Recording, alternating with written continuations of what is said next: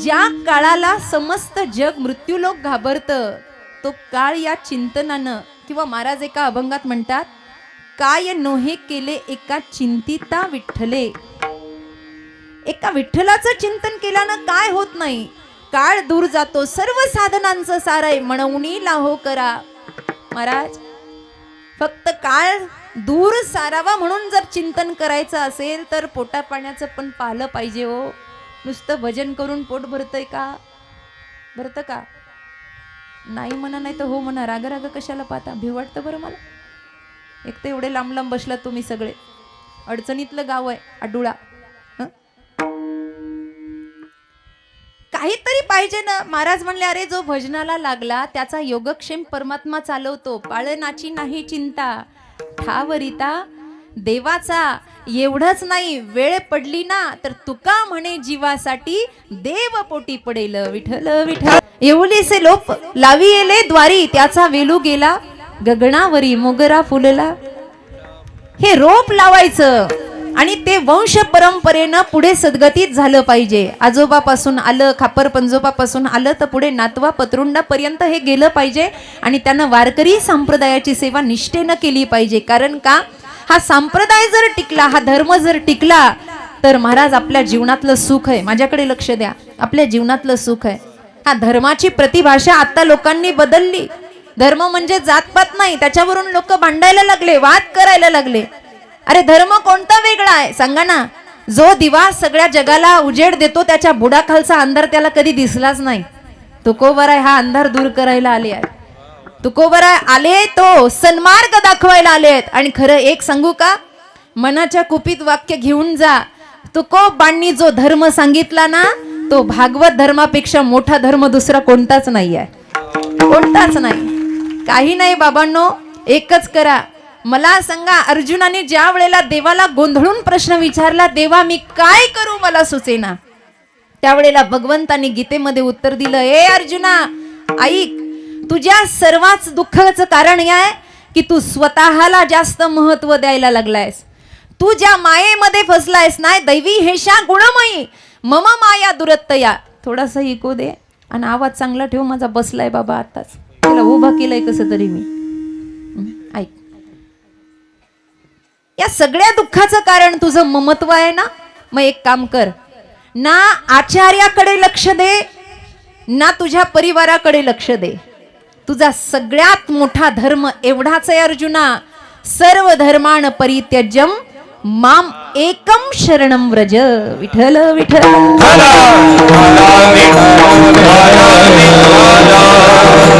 फक्त भगवंताची शरणांगती हा एकमेव मनुष्याचा. गंगा गेली सिंधूपाशी, तिने अव्हेरीले तिसी.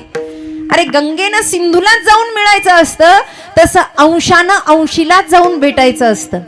या जन्माचं दुसरं काही कारण नाही. निळोबराय वर्णन करतात, येवोनिया नरदेहा काही स्वहित ते पहा, नाही तरी व्यर्थ जन्म चिंतित तसे विषय काम. पशु विषय सेविती तया परी तुझी स्थिती, निळा म्हणे व्यर्थ गेला प्राणी भूमी भार झाला. या जीवनामध्ये येऊन आम्ही करतोय काय? जे इतरांना केलं ते आम्ही करतो. एवढं सगळं सांगण्यासाठी तुकोबराय आले नाही. हे तर सोपं होतं, बसल्या बसल्या हे सगळं करता येत होतं. असा प्रश्न स्वतःच्या मनालाच विचारून बघा.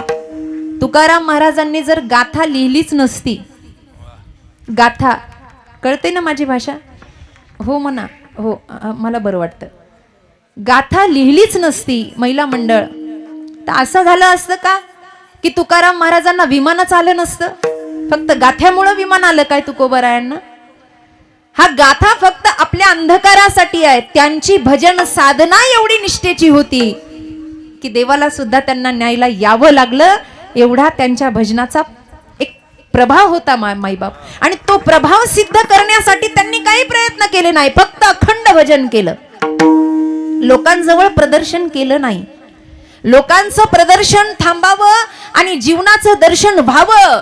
त्यांना कळालं होतं पुढे काय होणार आहे, म्हणून समोरचा कळवळा त्यांच्या मनामध्ये आला आणि त्यांनी त्यांचं येणं सिद्ध केलं.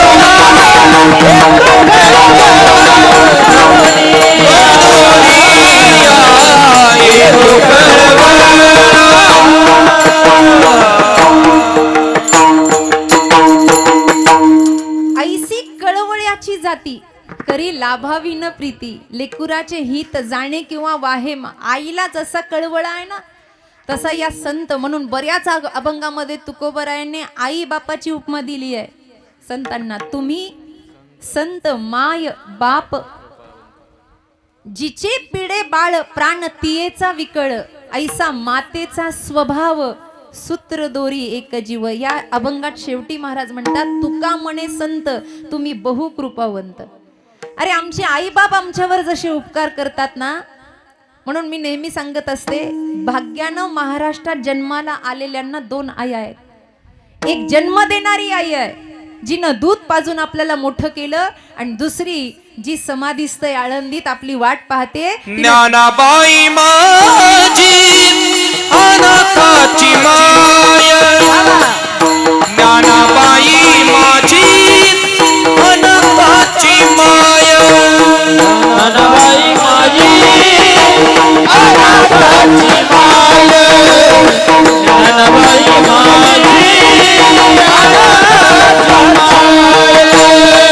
ज्ञानाबाई माझी अनाथाची माय. ज्ञानाबाई माझी अनाथाची माय. ज्ञानाबाई माझी अनाथाची माय. ज्ञानाबाई माझी अनाथाची माय. एका जनार्दनी वंदित से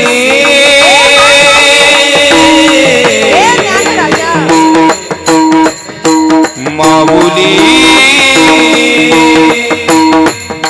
माऊली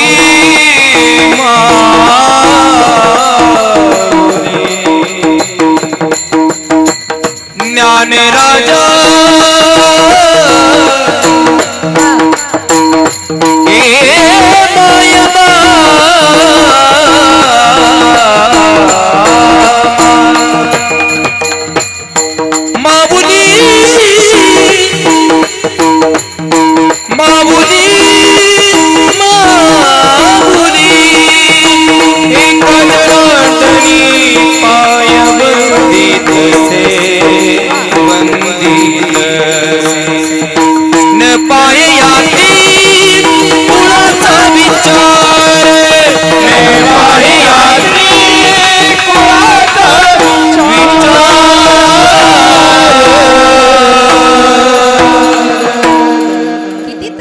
त्यांना, पण अनाथाची माय झाली आहे. जगाच्या पाठीवर एकच असा पुरुष जन्माला आला की जो सगळ्यांची माय झाला. माय होणं सोपं आहे का पुरुष मंडळ?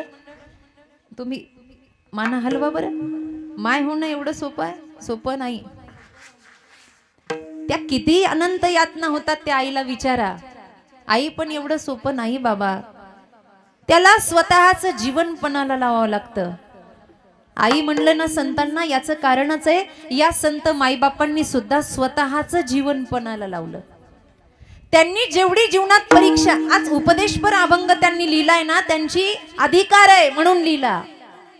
त्या उपदेशपर अभंगावर आमच्या सारख्यांनी कीर्तन करावं हे सुद्धा मान्य नाही बरं.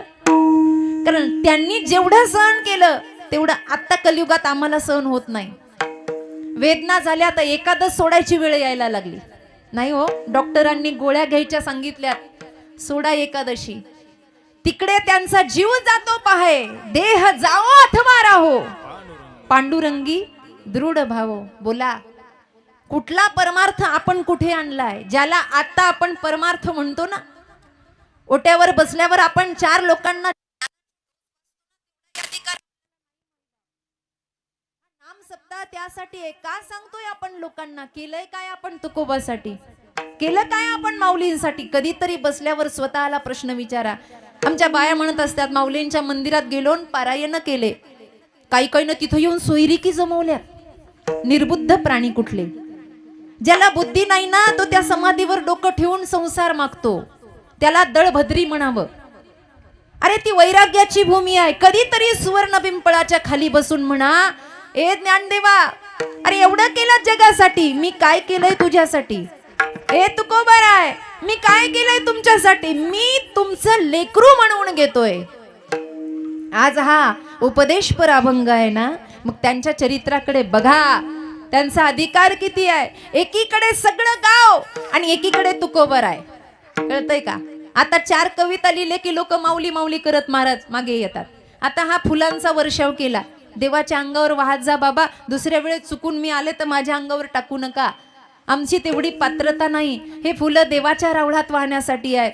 त्यांनी तेवढं केलं म्हणून आमच्यासाठी तुका विष्णू नाही दुजा म्हणे रामेश्वर भट्ट द्विजा. त्यांनी तेवढं केलं. अख्खा गाव एका बाजूला आहे आणि तुकोबारा एका बाजूला आहे. काय मागितलं जनतेला आणि काय दिलं जनतेने? काही नको होतं. अहो त्या काळामध्ये तर एवढी प्रतिकूलता होती की दगडाचे टाळ हातामध्ये घेतले आणि भजन करायला लागले. आता लोक म्हणता महाराज अहो काय करावं, आमचं गावच विचित्र आहे, भजनासारखं गावच राहिलं नाही. अरे येड्यांनो, तुकोबरायांना जिथे जागा भेटल तिथं त्यांनी भजन केलं आणि जिथे भजन केलं तिथे मंदिर झालं. ही ताकद आहे त्यांची. आज का मंदिर आहे? ती जागा पवित्र झाली. एवढी ताकद त्यांच्या भजनामध्ये होती. अहो एक वेळ असा होता की तुकोबरायांना असं वाटलं सगळी लोक कोपली, पण देव पण कोपला. काय देव बोले ना. तुकोबरायांनी दगडाचे टाळ वाजवायला प्रारंभ केला. ए देवा, ए बोल ना. कादरी रे तुम्ही सांगा पांडुरंगा, मौन कादरी रे तुम्ही सांगा पांडुरंगा, मौन कादरी रे तुम्ही सांगा पांडुरंगा, मौन कादरी रे तुम्ही सांगा पांडुरंगा. तुकोबराय देवाच्या समोर उभे आहेत. देवाच्या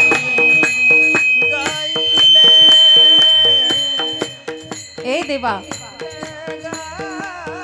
जराशे डोळे बंद करून बघा. ऐका, जराशे डोळे बंद करा आणि आठवा बरं तुकोबराय देवाला काय बोलत असती ते. पांडुरंगा देवा बोल ना. अरे समाज मला बोलत नाही रे. कोपला पाटील गावाचे हे लोक, आता मला भीक घालणार कोण आहे देवा? ए देवा बोल ना माझ्याशी. ए पांडुरंगा का मौन धरलंय? देवा कबीराचा शेणा विणतो, गोरोबाची माती तुडतो, मुक्त केले देव किसी फोडून तुरंग, मौन का धरिले तुम्ही सांगा पांडुरंग. तुकाराम महाराजांनी किती सहन केलं. उकळतं पाणी अंगावर पडलं. लोक मारायची, म्हणायची या वह्या बुडवा. अहो अनुष्ठानाला बसले इंद्रायणीच्या तटावर. ऐका आडुळकर, नीट ऐका.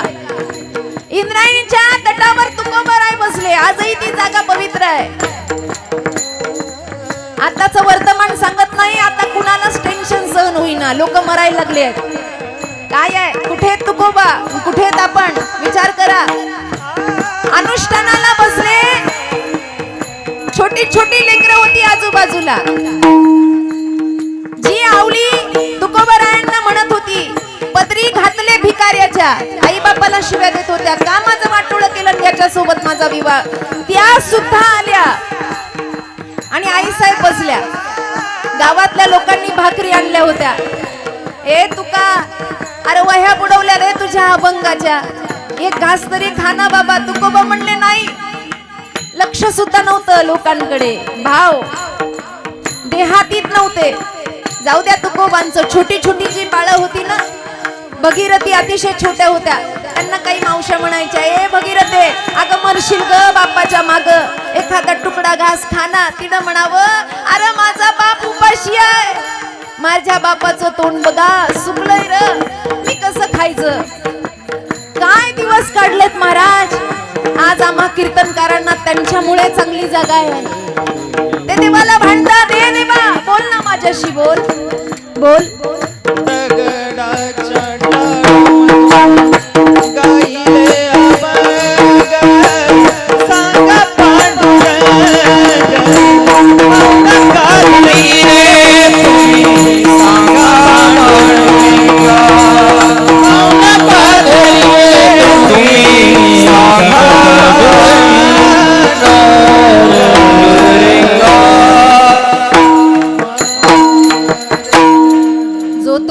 जगाला विश्वगुरु करायला निघतो. तुकोबराय स्वतः सिद्ध झाले. साधना वारकरी संप्रदायाची अशी आहे की अगोदर आपण सिद्ध व्हा. दुसऱ्यांच्या घरावर झेंडे लावणे बस झाले. आपला झेंडा 3.5 हाताचा कधी फडकणार बाबा? कधी इथे ऐसा कर घर आवे राम, कधी हा राम इथे सिद्ध होणार? मी हे याच्यासाठी सांगतेय की उपदेश करण्याचा अधिकार फक्त त्यांना आहे, त्या संताधिकांना जे देव पाहायला गेले आणि ते देवच होऊन ठेले. कळतंय का? लाली मेरे यार की जित देखूं उत लाल, लाली देखन मैं गई तो मैं भी. आज वाडी वाडी वस्त्या वस्त्यावर वारकरी संप्रदाय आहे. आता येताना आमचा विठ्ठल म्हणत होता, काय ज्ञानोबा तुकोबांची ख्याती आहे, खरंच डोळं पाणावले आहे. आज हा मराठवाडा आहे महाराज, इथे सगळं आहे. पण आम्ही तेलंगणा सारख्या राज्यामध्ये जातो जिथे लवलेशही नाही, पण तिथे सुद्धा कुठेतरी एखाद्या करण्यावर हरिपाठ चालू असतो. तेव्हा वाटतं काय माझ्या आईचं वैभव आहे. भारताचा कानाकोपरा सुद्धा संप्रदायाने सोडला नाही. काय आहेत महाराज? कोण आहेत ज्ञानोबा? कोण आहेत तुकोबा? आज आम्हा कीर्तनकार गायनाचार्यांची ओळख फक्त त्यांच्यामुळे आहे. एवढं नाव मोठं झालं त्रिलोकामध्ये, पण फक्त नाव मोठं करण्यासाठी त्यांनी साधना केली नाही. ते म्हणायचे, देवा खरं सांगू का, तुझ्या भजनाशिवाय राहूच शकत नाही. तुम्हाला एक अभंग सगळ्यांच्या पाठातला आहे, पण मी सांगते, कदाचित हा अभंग तेव्हा लिहिला असेल केव्हा, जेव्हा पांडुरंगण तुकोबांचं बोलणं चालू असेल. बोलणं चालू असणार, त्यांच्यात ताकद होती. पांडुरंग बोलायचे तुकोबांना, आणि त्यावेळेला असं झालं असेल की पांडुरंग परमात्मा तुकोबारायांना म्हणले असतील, तुका अरे तुझ्यात आणि माझ्यात आता फरक राहिला नाही तर भजन कशाला करतो. त्यावेळेला कदाचित तुकोबाराय हे प्रमाण म्हणले असतील, ए देवा तुझं भजन करणार नाही तर माझा देह राहणार नाही. जीवना वेगळी मासोळी तैसा तुका. पाण्याशिवाय मासा राहू शकतो का? राहू शकतो? आडूळचा राहतो का पाण्याशिवाय? ए तुका अरे सोड ना भजन. कसं सोडू बाबा? तुझ्या भजनाशिवाय राहू शकत नाही. एक क्षणही जे भजनाशिवाय राहू शकत नाही, ज्यांच्या भजनाचा समाजावर परिणाम झाला, ज्यांच्या भजनामध्ये आविर्भूत भावानं जग सिद्ध झालं, ते स्वतः सिद्ध झाले, असे तुकोबराय जनसामान्यांना अज्ञानाची स्वीकृती देऊन ज्ञान संपत्तना देण्यासाठी अभंगाचं प्रथम चरण सांगतात. देहा हो नवी मी सरे, देह हो नवे मी सरे.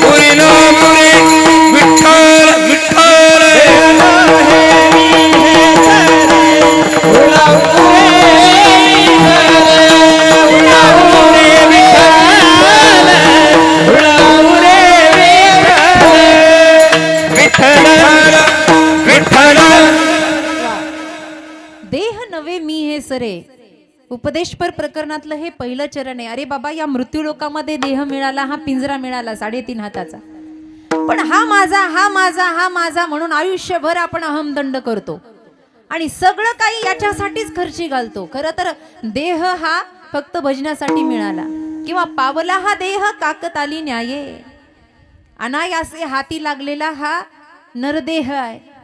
पावले नरदेह निधान. आणि मग या नरदेहामध्ये आल्यानंतर त्याचा सदुपयोग करून घ्यायचा. मग काय करायचं? कोट्यवधी रुपये कमवून घ्यायचे. कशा खुश झाल्या, लयच पिवळ्या साड्या घातल्या, आज काय होतं का? अच्छा अच्छा, हा ठीक आहे असू दे. मी काय म्हणते कळतं ना?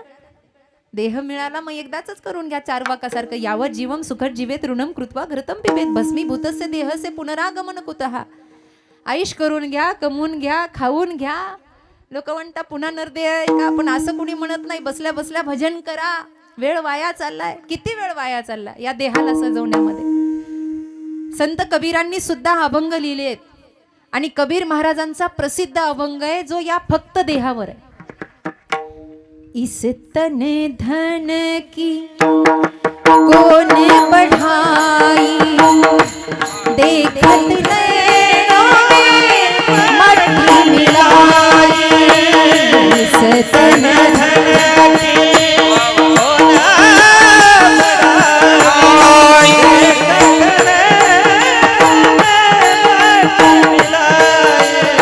कबीर महाराज म्हणतात, इस तन धन की कौन बढ़ाई, देखत नैनों में मट्टी मिलाई. अपने खातिर महल बनाया और आप ही जाके जंगल सोया. नीट ऐका. काही काही लोक आम्हाला म्हणता, महाराज भाऊकीच्या नाकावर टिचून बंगला बांधलाय. कसा? महिला मंडळ लई जळत होती आमची जाव. ते असं बोट मोडून असतं ना, मला तेवढं येत नाही. तिच्या नाकावर टिचून घर बांधलं, बंगला बांधला. अगं पण मेल्यावर घरात ठेवता का? अपने खातिर महल बनाया और आप ही जाके जंगल सोया. एकटच जळत बसतं तिकडं मसन वाट्यात. हाड जले जैसे लकडी की मुली. आता पैसे आहेत, दवाखान्यात गेलं, हाड मोडलं की दुसरं हाड बसवा. पण ते जळायला लागलं की लाकडाच्या मुळीप्रमाणे ढणढण जळायला लागतं. हाड जले जैसे लकड़ी की मूली और बाल जले जैसे घास की पोली. कहे तो कबीर सुन मेरी गुनिया, आप गए बस डूब गई दुनिया. इस तन धन की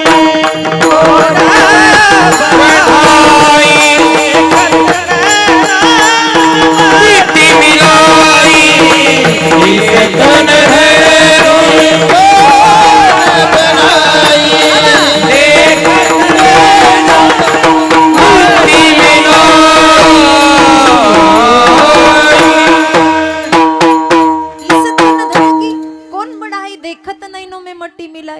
काय एवढं या शरीरामध्ये? पाचा तत्वाचा आहे, मातीचं आहे, मातीला मिळून जाणार आहे. पण एवढं नटतं. आरशात पाहिल्याशिवाय आपला दिवस चांगला? आरशात पाहता का? बालपणीचा फोटो बघा. मी बालपणी कशी दिसत होते, एवढं गोड गोजिर रूप दिसतं. आणि आता बघा काय आहे वर्तमानामध्ये. तेव्हा समजून घ्यायचं हे बिघडलं याच्यामुळे. रूप बिघडलं का आरसा बिघडला? जुने कीर्तनकार दृष्टांत रंगून सांगायचे, रूप बिघडलं का आरसा बिघडलं. एक आजीबाई म्हणे यात्रेमध्ये गेली आणि नातवानं नादच लावला, काहीतरी घ्या. बाई माणूस असं आहे की यात्रेत गेल्यावर काहीतरी घेऊन येईल. आणि मग चमकणार असं चमचम दिसलं. तिच्या लक्षात आलं घरचा आरसा फुटलाय. आणि मग ती गेली आणि त्या आरशावाल्याला तिनं विचारलं, भाऊ हा आरसा कितीचा? त्यानं सांगितलं आजीबाई 50 रुपयाचा. आजीबाईनं आरसा हातामध्ये घेतला आणि पाहिलं, तोंड वाकडं तिकडं केलं. म्हणली मेल्या 50 रुपये घेतो, लुबाडतो, धड तोंड दिसना याच्यात. तो ठेवला आणि दुसऱ्या आरशाला हात लावला. तो म्हणला आजी त्याला नका हात लावू, तो 500 रुपयाचा आहे. 50लाच तोंड एवढं वाकडं तर 500 कसे देतात? आजी म्हणली माझ्यात काय दम नाही का 500चा घ्यायचा? 500चाही हातात घेतला आणि आजीबाईनं तोंड पाहिलं, पुन्हा तोंड वाकडं तिकडं केलं. म्हणली मेल्या साऱ्या जगायला इथे लुटायला आलास का? तो म्हणला काय झालं? अगं म्हणे माझ्या वयात, माझ्या काळात 2 रुपयाला आरसा भेटायचा, पण मी कशी दिसायची? माधुरी दीक्षित. तेव्हा ही तरुण होती बाबा. आता 5,000चा आरसा आणला तरी चेहरा चांगला दिसणार आहे का? वेळ निघून गेला, निघून. कहत कबीर सुन मेरी गुनिया, आप गए बस डूब गई दुनिया. एकदा फोटोला हार लागला, विषय संपला. जोपर्यंत या मृत्यू लोकात आपला श्वास चालतोय ना, ज्ञान देव मौन जप माळ अंतरी. बस झाला आता देह सजवणं, बस झालं आता ह्या देहासाठी जमवणं. आपल्याला असं वाटतं आपल्यावर सगळ्याचं प्रेम आहे. आजोबा मरून पडले एका घरामध्ये, आजोबा मरून पडले एका घरात. आता बाया सरळ बसल्या, त्यांना वाटलं ॲडव्हर्टाईजच कोण होईना अजून. आजोबा मरून पडले आणि मरून पडल्यानंतर त्या आजीला असं वाटलं आजोबा गेले, कारण हातपाय थंड पडले. आवाज दिला, अज्ञान होतं, काही डॉक्टर नव्हते त्यावेळेला. हलवलं बाबा काही उत्तर देईना. मग अशा वेळेला ती आरडाओरडा करत दारात आली. नौजवान 4-5 पोरं असे रस्त्यातून चाललेले होते. ती म्हणले, ए पोरांनो, अरे बाबा तुमचा बाबा गेला म्हणे. पोरं म्हणले, असं कस काय? काय म्हणते, हलवते उठत नाही, अंग थंड पडलं. पोरं म्हणले, आता तुमचं काही नातेवाईक कुणी नाहीये, आम्हाला सगळी तयारी करावी लागणार. पण मग पोरं आतमध्ये आली आणि खांद्यावर उचलून असं म्हाताऱ्या बाबांना बाहेर नेणार. तो जुना वाडा होता आणि जुन्या वाड्याला ते माळवदाची घरं होती सगळी, त्याच्यामध्ये उंबरठ्याला असा उभा खिळा लागलेला होता. त्या पोरांनी बाबाला जसं खांद्यावर घेतलं आणि बाहेर येताना तो खिळा दणकन म्हाताऱ्याच्या डोक्याला लागला आणि तसंच म्हातारा उठून बसलं. खांद्यावर नेणारे राहिले असतील का? ते भूत भूत म्हणून म्हाताऱ्याला तिथंच टाकलं. मग पोरं गेली पळून. आजीबाईनं कसं तरी ओढत ओढत आणलं आणि बिछाण्यावर झोपवलं. महाराज 1-2 महिने नाही, तब्बल 7 वर्ष म्हातारं जिवंत होतं. किती? 7 वर्ष. 7 वर्षांना म्हातारं खरंच मेलं. आणि पुन्हा पोरं आली आणि खांद्यावर उचलून घेऊन चालली. तेव्हा आजी रडता रडता एकच म्हणायची, बाहेर न्यायचं तर न्या, पण वरचा खिळा पा. तुम्हाला काय होतंय हसायला? तिला सांभाळावं लागलंय सगळं. बहीण कुणाची, भाऊ कुणाचा, कोण कुणाची सखी सोय रे. कुणाची भाव कुणाचा, कोण कुणाची सखी सोय. बहीण कुणाची, भाऊ कुणाचा, कोण कुणाची सखी सोय रे. बहीण कुणाची, भाव कुणाचा, कोण कुणाची सखी सोय रे. मेरा मागे सर्व राहिले, फुटतील दागे दोरे.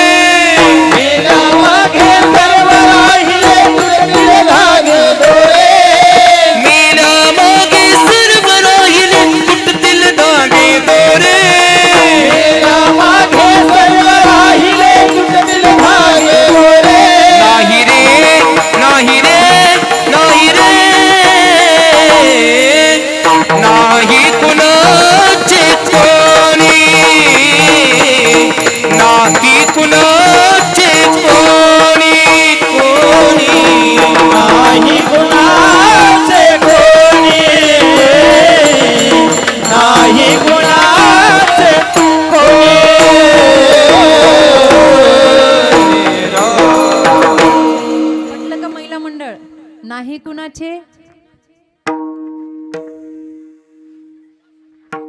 पाऊस पडन का? मेल्या मागे सर्व राहिले. खरंच कुणी कुणाचं? यायचं मग कुंभमेळ्याला. थोडा शिल्लक आहे अजून. तिथं जाऊन काय काय फोन करता, महाराज कुंभमेळा चालू आहे, तुम्ही तिकडे काय करता? आम्ही म्हणत असतो, अरे बाबा आमचे स्वामीजी गेले, तिकडेही कुंभमेळा आणि आमच्यासाठी इकडेही कुंभमेळा आहे. काय कुंभमेळा घेऊन बसलात? तिथे जाऊन मनशुद्धी झाली तर कुंभमेळा सिद्ध आहे, नाही तर काय उपयोग? अंग धुवायसाठी गेलायत काय? सांगू का? हे म्हणणं सोपं आहे, पण आता विषय आलाच आहे. महाराज पण बसले आहेत. सांगतेस, तिकडेही कुंभमेळा आणि इकडेही कुंभमेळा. आवडलं तर मनाच्या कुपीत घेऊन जा. जरा सरळ बसा, सरळ बसा जरा. माई बाप विनंती, सरळ बसा. महत्वाचं सांगतेय. तिकडेही कुंभमेळा आणि इकडेही कुंभमेळा. फक्त 4-5 फरक सांगते तुम्हाला. तिकडे त्रिवेणी संगम आहे, इकडेही त्रिवेणी संगम आहे. तिकडे आहे गंगा यमुना सरस्वती. आहे ना? सरस्वती बसली का? गंगा यमुना सरस्वती. तिकडे त्रिवेणीचा संगम आहे. पहिला फरक, तिकडे त्रिवेणीचा संगम, तिकडे गंगा यमुना सरस्वती. आपल्याकडे भक्ती ज्ञान वैराग्य त्रिवेणीचा संगम. पहिला फरक. दुसरा फरक, तिकडच्या संगमामध्ये फक्त पाणी आहे. तिकडच्या संगमामध्ये फक्त पाणी आहे आणि आपल्या इकडच्या संगमामध्ये सिद्ध तुकोबाची वाणी आहे. तिसरा फरक, तिकडे जायला पैसे लागतात आमचे वैभव महाराज त्यांचे मामाश्री हे सगळे म्हणले का कीर्तनाला येताना तिकीट काढा म्हणून? म्हणले का? नाही म्हणले. पंक्तीवाल्याने पंक्ती घेतली, आयोजकांनी आयोजन केलं. तिकीट नाही, बिना पैशाचं ऐकायला भेटतंय. तिकडे पैसे लागतात, इकडे पैसे नाही. चौथा फरक, तिकडे जाताना शरीर स्वास्थ्य चांगलं लागतं, इथे लागतं का? कुठेही बसा, काळ वेळ नाही, काही नाही, बसा, ऐका, कीर्तन करा, भजन करा. आणि पाचवा महत्वाचा फरक, एवढा सगळा आटापिटा करून तिथे संगमावर गेला आणि धक्काबुक्की झाली तर डुबून मरण्याची शक्यता आहे, पण इकडे जर डुबलात तर तरुण जाणं निश्चित आहे. हा सगळ्यात मोठा फरक. इकडे डुबणं आणि तरणं आहे बाबा. म्हणून आपल्या वाट्याला हा कुंभमेळा आला ना, आपण माझं माझं करत बसलो. कीर्तन ऐकल्यापुरतं लोक म्हणतात, महाराज खरंच ना तुमच्याकडं पाहिलं की काही नाही हो, माणसाच्या जीवनात काय तथ्य आहे, पण सोडीत कुणीच नाही. सोडलं का? तुकोबराय म्हणले, जिजे चल ना, मी वैकुंठाला निघालो. ते म्हणले, जा, तुम्हाला काय आयुष्यभर टाळ कुठला, म्हशी कोण सांभाळणार? असं आहे बाबा. सुटा याचा करीतो उपाय, जो जो पाय गोविले. हे देह तादात्म्य सुटणं इतकं सोपं नाही.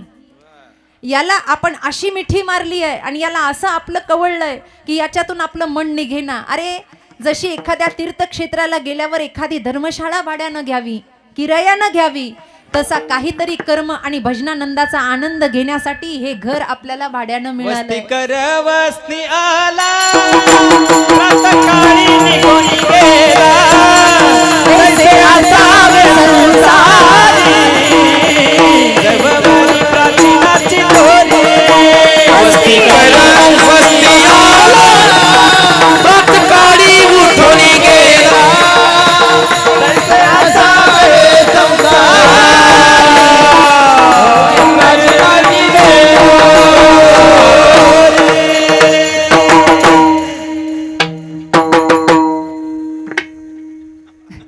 नाही, होऊच द्या तुमचं एकदाच. त्याच्याकडे बघत जा बिचाऱ्याकडे वाजवताना, म्हणजे जमल जरा. विठ्ठल विठ्ठल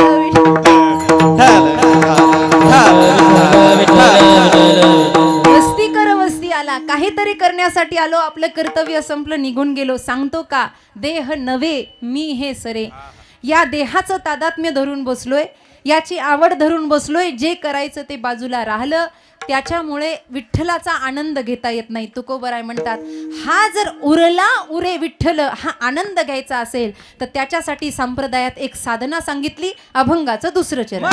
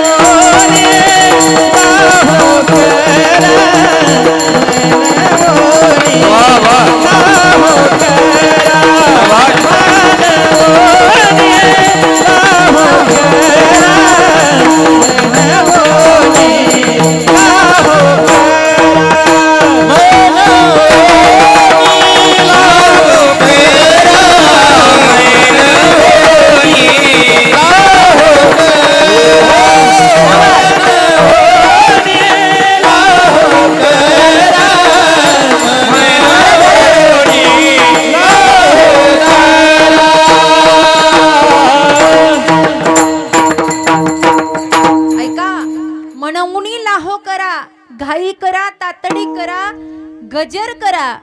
कधी करा?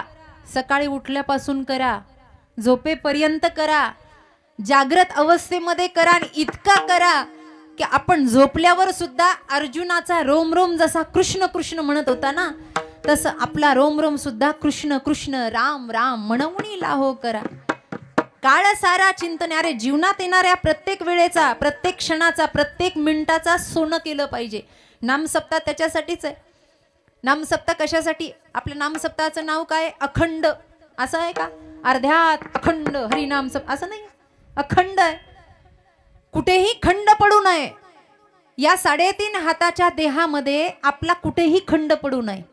देवे दिला देह भजना गोमटा. हे भजन करत असताना खंड पडायचा नाही. यासाठी कीर्तन आहेत, यासाठी प्रवचन आहे. कीर्तनात बसल्यावर सुद्धा खंड पडू नये. कीर्तन चांग, कीर्तन चांग होय अंग.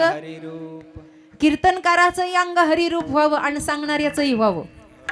आपलं होतं काय तसं? आपण वाट पाहतो विनोद कधी सांगल, आम्हाला हसायला कधी भेटल. अर्ध लक्ष त्याच्या आपल्याकडं असतं. तिथं सोडली पण उचलून कोणी नेऊ नये. बरं ते सुटलं, मन लागत नाही. आत्ताच सोडा हे लिखित आहे. मनुकृत ग्रंथ आपण वर्णन करत नाही, पण नरसिंह सरस्वतीने लिहिलेला गुरुचरित्र ग्रंथ यात असं स्पष्ट वर्णन आहे की कीर्तनात बसल्यावर सुद्धा माणसाचं मन लागणार नाही. आताही काही जणांचं मन लागत नाही. काही सत्वगुणी, रजोगुणी, तमोगुणी असतात. तमोगुणी बहुतेक वेळेला कीर्तनाला येतच नाही. अभिमन्यू दादा आले तरी तोंडात तंबाखू दाबून बसतील, 800 सोडून. हसलेत म्हणल्यावर काहीतरी. एक तर तमोगुणी कीर्तनाला येत नाही, आले तरी असं आहे. रजोगुणी येतात पण चुका काढतात. सत्वगुणी बसतात आणि नितध्यासन करतात. आम्ही जे ऐकलं, जसं रवंत म्हणतात, पशुपक्ष्यांनी तो चारा खाल्ल्यावर ते एका जागेवर बसून रवंत करतात ना, तसं श्रोत्रिय ब्रह्मनिष्ठांचं चिंतन ऐकलं, काही आत्मज्ञानाचं चिंतन ऐकलं की ते एकट्यात बसून त्याचं रवंत करायचं असतं. कारण का? हा देह जो सार्थकी लावायचा आहे तो पुन्हा नाही. देहाच्या आसक्तीमध्ये सारं जीवन चाललं बाबा, सारं जीवन चाललं. कीर्तन ऐकले तरी आमचा मोह सुटेना. एक साधा प्रश्न सगळ्यांना विचारते. मी आता कीर्तन झाल्यानंतर माझी पिशवी उघडली आणि तुम्हाला 2 मूर्त्या मला दाखवायच्या आहेत. एक रामाची आहे आणि एक रावणाची आहे. नीट ऐका. एक रामाची आहे आणि एक रावणाची आहे. तुम्ही कोणत्या मूर्तीला हात लावता?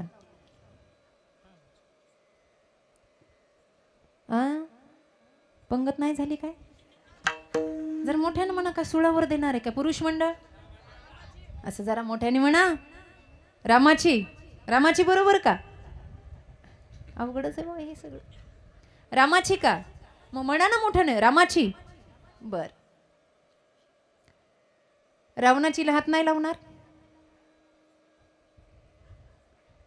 रामाची दगडाची, रावणाची सोन्याची. आता पोटात रावण आहे, तोंडावर राम आहे. असं कसं होईल बाबा? म्हणजे कीर्तना सुटलं बसलं तरी आमचा मोह जायला तयार नाही. काय कीर्तन आम्हाला कळणार? काय आम्हाला अनुग्रह कळणार? काय आमचं देह तादात्म्य सुटणार? इतकं सोपं नाही. सारखं मन पळतंय सारखं.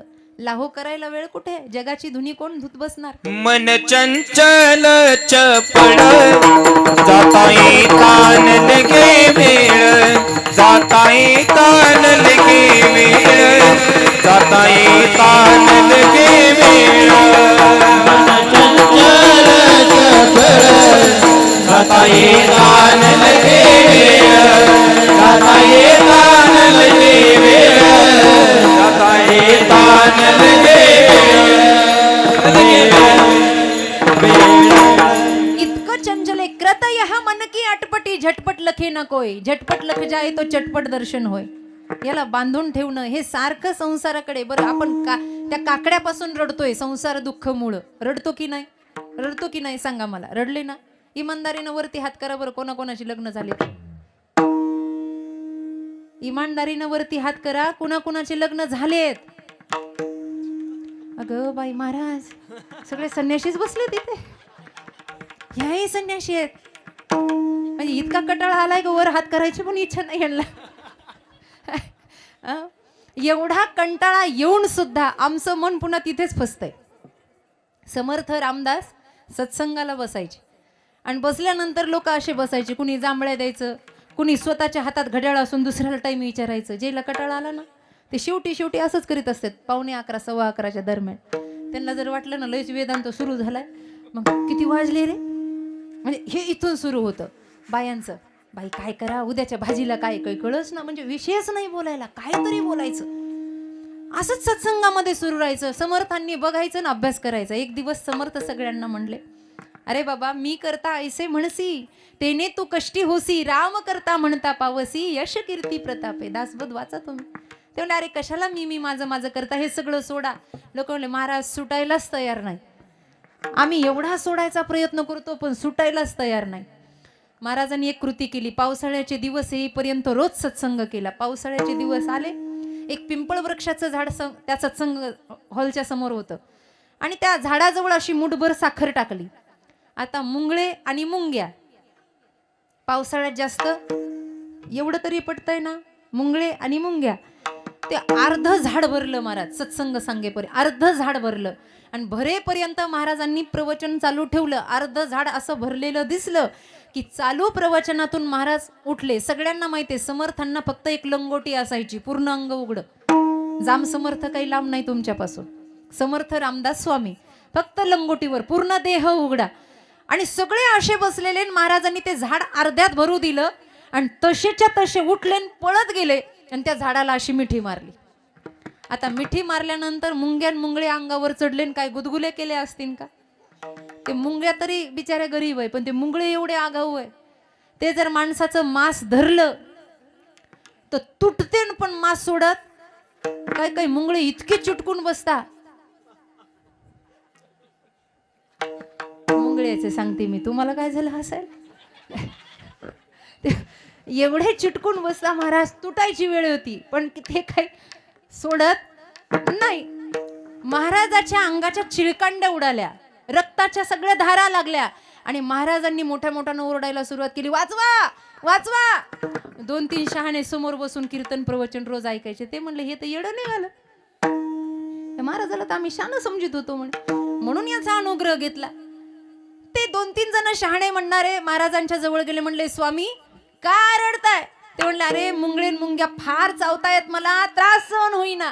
त्यांनी सांगितलं, महाराज मिठी तुम्ही मारली आहेत, फक्त ती सोडा म्हणजे यांचं चावणं सुटेल. महाराज म्हणले, संसाराला मिठी तुम्ही मारली आहे, फक्त ती सोडा म्हणजे चावणं सुटेल. विठ्ठल विठ्ठल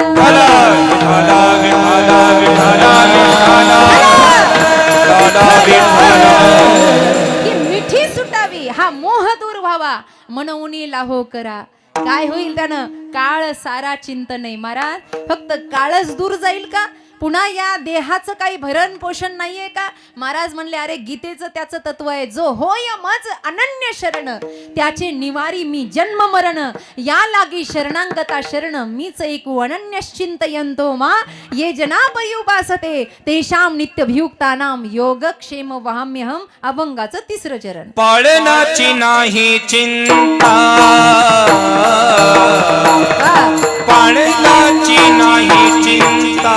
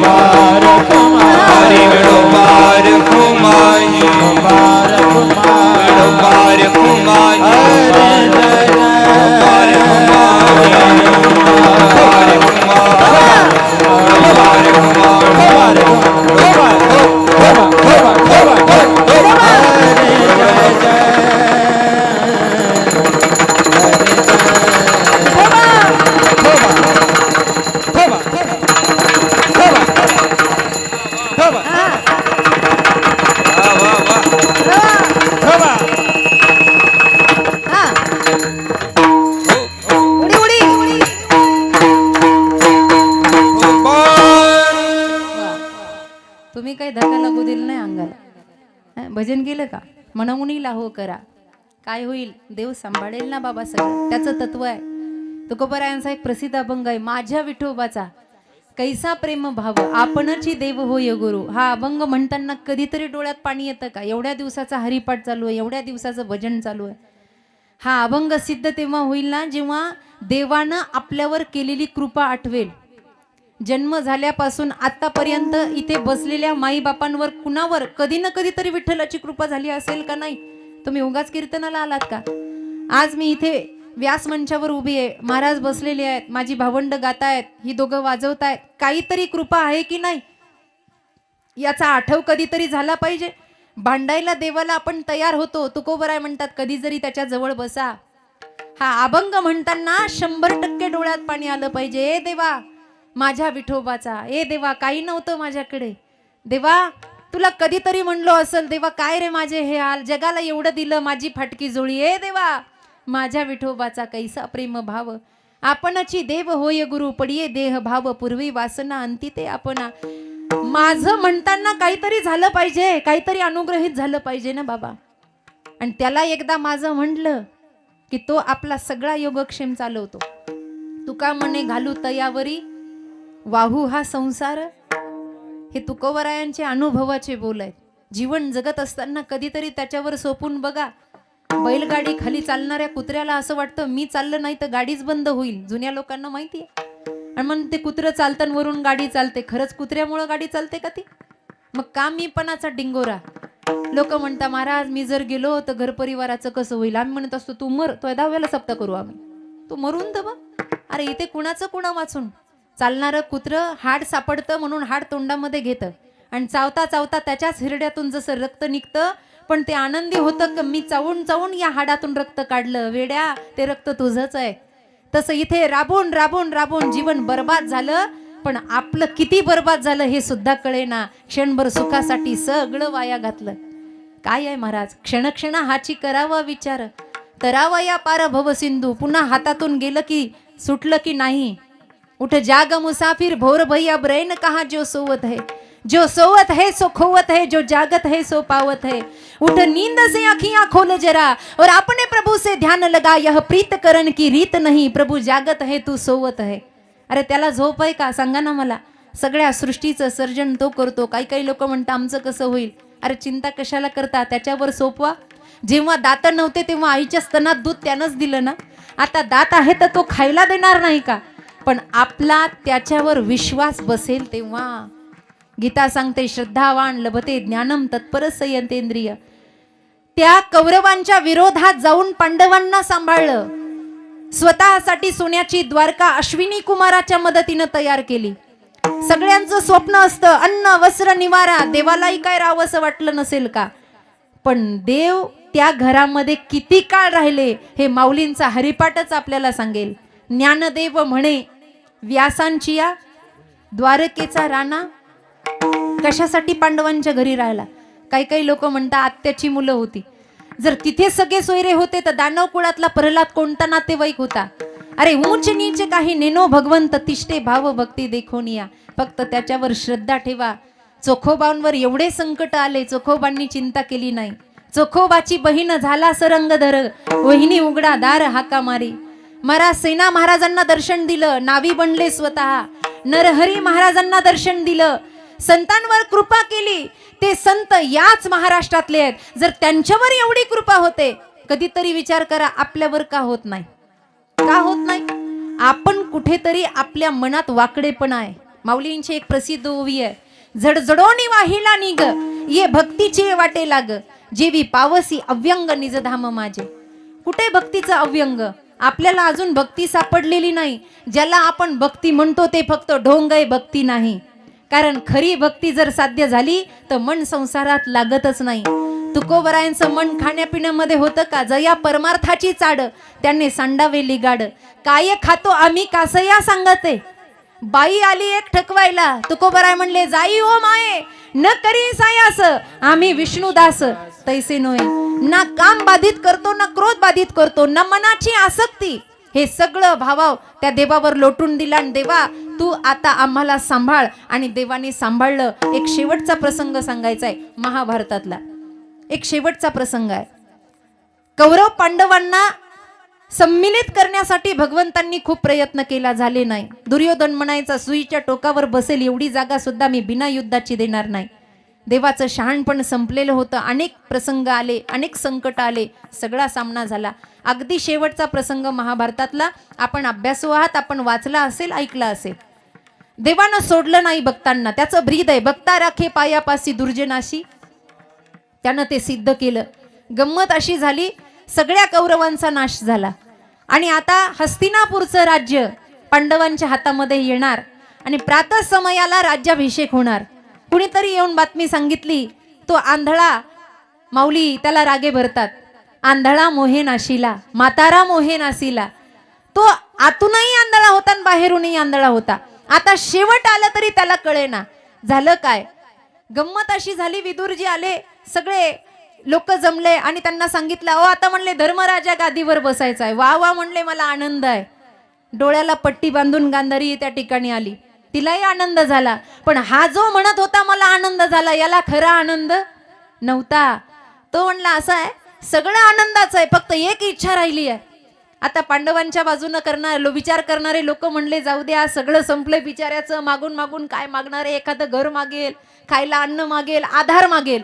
धृतराष्ट्राने काय मागितलं असेल? सगळ्यांना सांगितलं, काही नाही, मला कुणालाच भेटायचं नाही, पण मला फक्त एकदा भीमाला मिठी मारायची आहे. काही करा पण भीमाला माझ्या समोर हजर करा. आता भीम असे होते महाराज, बलाढ्य. हा निरोप भीमदादापर्यंत पोहोचल्याबरोबर भीम लागले ना उड्या मारायला. ते म्हणले, याला म्हणतात काकाचं आणि पुतण्याचं प्रेम, यांना काय माहिती यांचं काय होणार आहे. ते म्हणले, याला म्हणतात निष्ठा.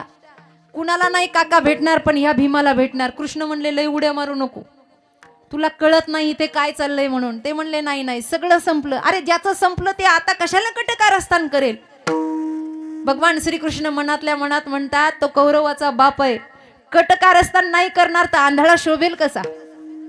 सगळी गीता त्याला समजली नाही. त्या गीतेमध्ये त्यानं एकच प्रश्न वारंवार विचारला, धर्मक्षेत्रे कुरुक्षेत्रे समवेता युत्सवा मामका पांडवा चैव किम कुर्वत. माझी मुलं कुठेच सांगा, बाकीची गीता मला कळत नाही, माझे लेकरं कुठेच सांगा. असा जो मोहानं ग्रासला, त्याच्या मनात काय चांगलं असेल का? भगवंताला हे कळालं. दुसरा दिवस प्रातःसमय झाला, सूर्याच्या किरणेबरोबर स्वाहाकार सुरू झाला आणि राज्याभिषेकाची तयारी झाली. झाल्यानंतर भगवंत सावधच होते. भीमदादा ही गदा घेऊन तयारच होते. म्हणले, बस आता काही नाही, काका एवढा प्रेमानं जवळ येऊ पाहतोय, मिठी मारू पाहतोय, आता मलाही भेटायला काय हरकत आहे. सगळे महाराज, सभा भरलेली, गांधारी माता आल्या, धृतराष्ट्रांना महलामध्ये आणलं आणि असे सगळे समोरून येत येत येत असताना भगवान श्रीकृष्णांनी सैनिकांना आवाज दिला. आणारे म्हणले ते. आता काय आणा म्हणले, याच्याकडे लोकांचं लक्ष लागलं. भीम असा जवळ जवळ आला आणि काका मी आलोय असा आवाज दिला. भीमाच्या मनामध्ये काही नाही, निष्कपट. पण त्या जोडीला भीमाला थोडा अहंकारही झाला. बघा, माझ्यावर प्रेम होतं ना, आता मलाच मिठी मारायचं, यांच्या कुणावर जीव काकाचा नाही, आता मलाच मिठी मारायची. म्हणून भीमदादा जसे जसे जवळ येत होते तसं निर्वाणी गोविंदो असे मागे पुढे, काहीच साकडे पडो नेदी. या अर्थाने भगवंत म्हणले, भीमा मागे हो. अरे म्हणले, कृष्णा देवा मला भेटू दे, म्हाताऱ्याला पश्चाताप झालाय. अरे असं काय करतो, किती वेळेला आमच्या मध्ये येणार आहेस तू, कशाला आता येतो? आमचं आम्ही पाहून घेतो ना बाबा. चांगले दिवस आले की लोक मध्यस्थीलाच विसरून जातात, जे ना आपलं जमिलेलं असतं. आता कशाला म्हणले, तू तुझं घर, तुला काय बायका पोरं नाही का? झालं म्हणले तुझ्या घरी, आता काका भेटतोय तर कशाला मध्ये थिणगी लावायला आला? देव म्हणला, बघा आज्याचं करावं बोलते म्हणतं आपलंच खर. भीमाला असं लोटलं आणि सैनिकानं भीमासारखा दिसणारा लोखंडाचा पुतळा असा जसा म्हाताऱ्याच्या समोर मांडला आणि भीम म्हणून धृतराष्ट्रानं जशी मिठी मारली तशी त्याचं पाणीच झालं आणि मग भीम चक्कर येऊन पडला. म्हणला, आपली तर वाफच झाली असती, आपली तर वाफच झाली असती. हा देव का कुणास ठाऊक आमच्या मूळ स्थानावर आहे. हा वारंवार आम्हाला वाचवतो आणि स्वतःच देव पण पणाला लावतो. अभंगाचं शेवटचं चरण. तुका म्हणे